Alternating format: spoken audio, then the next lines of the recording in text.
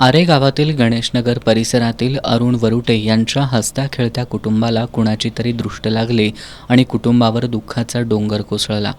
अरुण वरुटे यांचा तिसरीत शिकणाऱ्या समर्थला हसत्या खेळत्या वयात नियतीनं हिरावून घेतलं. समर्थ बुधवारी नेहमीप्रमाणे शाळेतून घरी आला. वडील दुकानात आणि आई शेतात गेल्यानंतर समर्थ आणि त्याचा मोठा भाऊ अथर्व घरातील लाकडी जिन्याला दोरी बांधून खेळत होते. काही वेळानंतर अथर्व दूध आणण्यासाठी बाहेर गेला. अथर्व गेल्यानंतर समर्थ एकट्याला दोरी बांधून दोरीसोबत खेळत होता. खेळता खेळता समर्थच्या गळ्याभोवती दोरीचा फास बसला.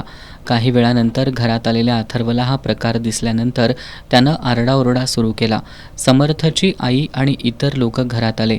त्यांनी समर्थच्या गळ्याभोवतीची दोरी काढून त्याला कोल्हापुरातील शासकीय रुग्णालयात दाखल केलं, पण डॉक्टरांनी समर्थला मृत घोषित केलं. घरातल्या मांजराला समर्थचा लळा लागला होता. मांजर आजारी असल्यामुळं तो त्याला चिकन आणण्यासाठी गावात गेला होता, पण चिकन न मिळाल्यानं तो रिकाम्या हाती परत आला. विशेष म्हणजे समर्थाच्या अपघाती मृत्यूनंतर वरुटे यांच्या घरातील मांजरसुद्धा बेपत्ता आहे. आपल्या लाघवी स्वभावानं कुटुंबातील आणि गल्लीतील आबालवृद्धांसह मुक्या जीवांना सुद्धा लळा लावणाऱ्या समर्थचं हसत्या खेळत्या वयात जाणं चटका लावणारं आहे.